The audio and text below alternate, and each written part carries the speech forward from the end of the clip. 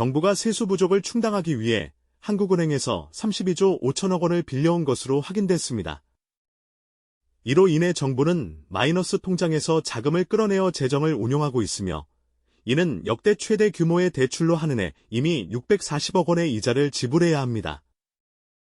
정부는 1에서 3월 기간에는 통상 세수가 덜 거쳐 하는 일시 차입이 많은 것이라는 입장입니다.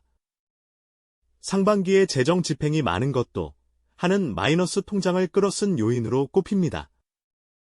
하느니 일시 대출 조건을 까다롭게 바꿨는데도 정부는 역대 최대 수준의 마이너스 통장을 끌어쓴 것으로 나타났으며 올해 일시 대출 한도는 50조 원입니다. 이란과 이스라엘 간의 긴장 상황으로 인해 안전자산에 대한 선호 심리가 높아지고 있습니다. 원 달러 환율이 상승하고 금값도 상승세를 보이는 가운데 주식시장과 가상자산은 하락세를 보였습니다. 시장은 중동 상황이 금융시장에 영향을 미칠 것으로 예상하고 있지만 국내 외환시장에서는 이번 중동 사태로 인한 영향은 제한적일 것으로 전망되고 있습니다. 변수는 확전 여부입니다. 이란과 이스라엘의 충돌이 격화할 경우 유가는 물론 국제 금융시장에도 타격이 불가피합니다. 4월 10일 총선 이후 외식 물가가 상승하고 있으며 치킨, 햄버거 등 외식 프랜차이즈 업체의 가격이 오르고 있습니다. 치킨 프랜차이즈 업체 굽네치킨은 15일 메뉴 9종 가격을 1,900원씩 인상했으며 가공식품 또한 가격 상승이 예상되어 가게 생활비 부담이 커질 것으로 보입니다. 식품업계 관계자는 총선을 앞두고 자해 반 타해 반 제품값을 억눌러 왔지만 국제유가 상승까지 겹치며 원가 부담이 커져 더는 가격 인상을 미룰 수 없다고 했습니다. 외식 물가 상승으로 인한 가정 경제의 악화에 대한 우려가 커지고 있습니다. 미 달러화 강세와 중동 지역의 불안이 만나 16일 환율 1,400원대를 기록하였습니다. 1,400원대를 기록한 것은 1997년 외환위기, 2008년 글로벌 금융위기, 2022년 미국의 급격한 금리 인상기 이후로 네 번째 기록이 세워졌습니다. 외환당국은 외환시장 쏠림 현상 방지와 환율 움직임에 주의를 기울이고 있으며 구두 개입으로 1,393원대까지 하락했지만 최종적으로 1,394원 50전에 마감했습니다. 시장 전문가들은 1,420원까지 상승 예상하며 예상 최고치는 1,450원이었습니다. 국토부가 발표한 2023년 하반기 부정청약 점검 결과에 따르면 공급질서 교란 행위가 154건 발견되어 경찰에 수사를 의뢰했습니다.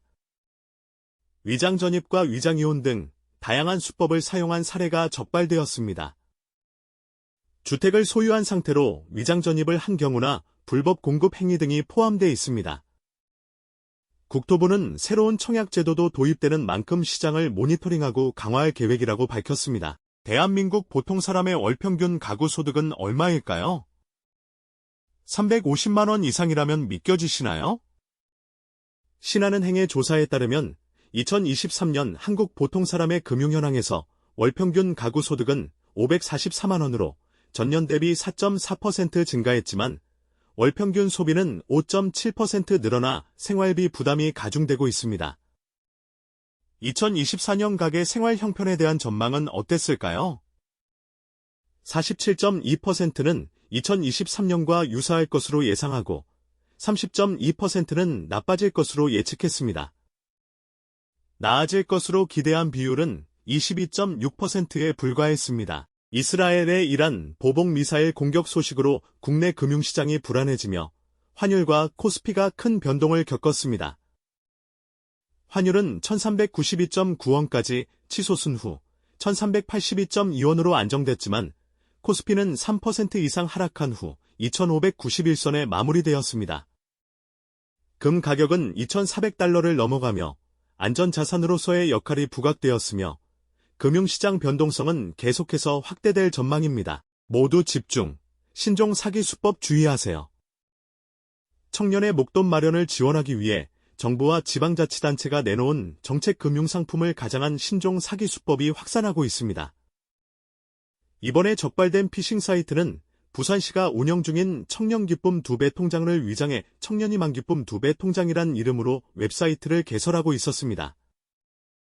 금감원은 시행기관에 따라 절차에 차이가 있을 수는 있지만 특정 계좌로 자금 이체를 요구하는 경우는 없다면서 정책금융상품은 대부분 본인 명의로 된 은행 계좌에서 월부금 등을 내기 때문에 계좌 개설을 위해 개인정보를 입력하라거나 가상계좌 등 다른 계좌로 이체를 요구하지 않는다고 설명했습니다. 서울 전셋값은 전주 대비 0.03% 상승하며 상승세가 지속되고 있습니다.